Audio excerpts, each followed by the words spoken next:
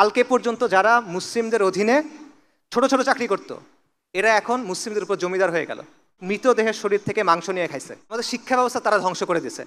Warren Hastings লিখছে এখানে অনেক দুর্ভিক্ষ হচ্ছে, জনসংখ্যার 1/3 মারা গেছে, 1.5 কোটি মানুষ মারা গেছে, মানুষ লিটারেলি মানুষের মাংস খাচ্ছে, কিন্তু আমরা যথেষ্ট রাজস্ব তুলতে পারছি। 3 বছর আগে যে রাজস্ব তুলছি, এবছর এর চেয়ে ভালো রাজস্ব তুলছি, এটা তারা বলতেছে। হিন্দুস্তানে মুসলিমদেরকে আর কেউ পরাজিত করতে পারে নাই। এটা ইতিহাস ঘুরে দেখবেন, একবার মুসলিমরা এখানে কর্তৃত্ব অর্জন করার পর পৌত্তলিক শক্তি আমাদেরকে পরাজিত করতে পারে নাই। মাঝে মধ্যে কিছু কাজকর্ম করছে, বাট তাদেরকে মোকাবেলা করা গেছে, কিন্তু আমাদের পরাজিত করছে ফিরিঙ্গি কাফেররা। এবং তারা আমাদের পুরো সমাজ, আমাদের রাজনীতি, আমাদের অর্থনীতি, আমাদের শিক্ষা ব্যবস্থা সব ধ্বংস করে দিছে। কিভাবে ধ্বংস করছে আমি যে ছোট ছোট কিছু এক্সাম্পল দিই। আমাদের গ্রামগুলো স্বনির্ভর ছিল, আমাদের গ্রামের সমাজগুলো স্বনির্ভর ছিল, তারা এটা পুরোপুরি ভেঙে দিল। তারা কি করলো, ইচ্ছা মতো ট্যাক্স ছাপাই দিল। এবং আগে গ্রামগুলো এক হয়ে ট্যাক্স দিত, মানে পুরো গ্রাম একসাথে ট্যাক্স আদায় করত। এখন তারা ঘরে ঘরে আলাদা করে ট্যাক্স নেওয়া শুরু করলো।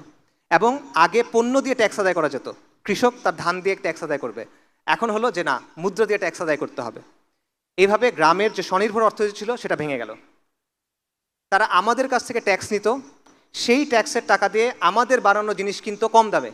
যেমন মসলিন, আপনারা জানেন ঢাকাইয়া মসলিনের বিখ্যাত জিনিস পুরো পৃথিবীতে খ্যাতি ছিল। নামমাত্র মূল্যে তারা এটা কিনে নিত, তারপর তারা এটা ব্রিটেনে পাঠাইতো, সেখানে তারা মুনাফা করত। টাকা আমাদের, শ্রম আমাদের, পণ্য আমাদের, মুনাফা ওদের।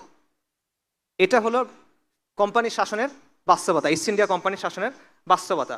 এবং এটাকে অনেক ঐতিহাসিক বলছে এটা হলো ডাকাতির শাসন। যেমন মার্কস বলছে এটা হলো নেকেড প্লান্ডার, মানে নগ্ন লুটপাট।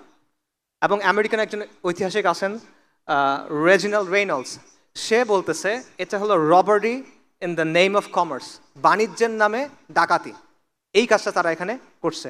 এবং এটার ফলে কি হয়েছে, যেই জায়গাটা ছিল হিন্দুস্তানের সবচেয়ে সমৃদ্ধ জায়গা, যেখানে 550 বছর মানুষ দারিদ্র কি চিনত না, সেখানে একের পর এক দুর্ভিক্ষ হওয়া শুরু করলো।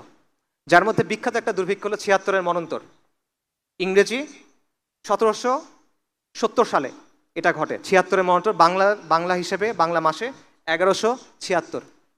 এবং এটা পুরোপুরি মানব সৃষ্ট একটা দুর্ভিক্ষ ছিল।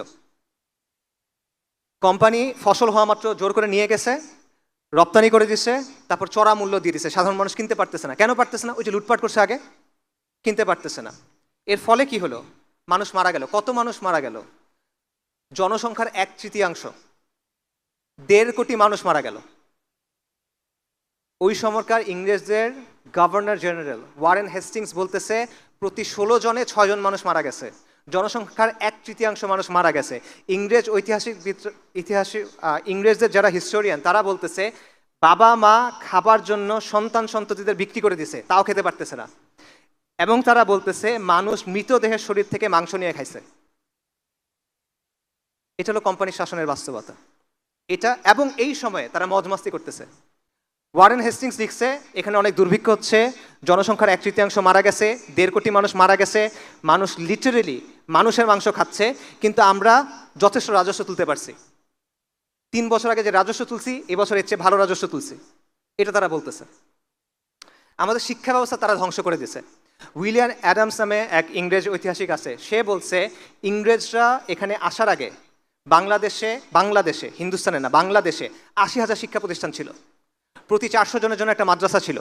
এবং এগুলো সব চলতো ওয়াকফের মাধ্যমে, সরকারের না, ওয়াকফের মাধ্যমে চলতো। কমিউনিটি এগুলোকে চালাতো। ইংরেজরা কি করলো, তারা সমস্ত ওয়াকফ বাজেয়াপ্ত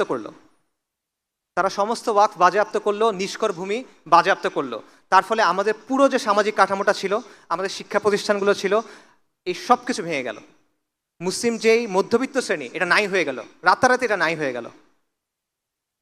এবং আপনি শিক্ষা অর্জন করতে পারতেছেন না। তারপর তারা কি করলো, তারা রাষ্ট্রীয় কাজে ফার্সি ভাষা ব্যবহার হয়ে আসছে শত শত বছর ধরে, তারা হুট করে সেটা চেঞ্জ করে ইংরেজি করে দিল।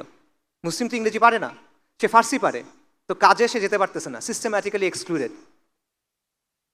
এবং তারা নতুন একটা জমিদার শ্রেণী তৈরি করলো, চিরস্থায়ী বন্দোবস্ত সূর্যাস্ত আইন, এটা আপনারা অনেকে নিশ্চয়ই পড়ছেন। এটার মাধ্যমে মুসলিম যেই অভিজাত শ্রেণী ছিল এটাকে মুছে দেওয়া হলো, এবং সেটার জায়গায় নতুন একটা জমিদার শ্রেণী তৈরি করা হলো। এই নতুন জমিদার শ্রেণী কারা? এরা হলো যাদের নাম হলো দেব, যাদের নাম হলো মিত্র, যাদের নাম হলো বসাক, যাদের নাম হলো শীল, এরা হলো সেই নতুন জমিদার শ্রেণী। কালকে পর্যন্ত যারা মুসলিমদের অধীনে ছোট ছোট চাকরি করত, এরা এখন মুসলিমদের উপর জমিদার হয়ে গেল, এবং এরা কোম্পানি জুনিয়র পার্টনার হিসেবে, ইংরেজদের জুনিয়র পার্টনার হিসেবে আমাদের উপরে শোষণ চালাতে লাগলো। তো এই হলো একটা ছোট্ট সামারি যে ফিরিঙ্গি কাফেরদের শাসনের ফলে আমাদের এখানে কি অবস্থা হয়েছে। 1757 সালে রাজনৈতিক পরাজয়, সামরিক পরাজয়, তারপর চিরস্থায়ী বন্দোবস্ত 1793-এ, সূর্যাস্ত আইন, এটার মাধ্যমে মুসলিম অভিজাত শ্রেণী ধ্বংস হয়ে গেল, শিক্ষা ব্যবস্থা ধ্বংস হয়ে গেল, ওয়াকফ, নিষ্কর ভূমি সব তারা নষ্ট করে দিল, আমাদের পুরো সমাজ ধ্বংস হয়ে গেল।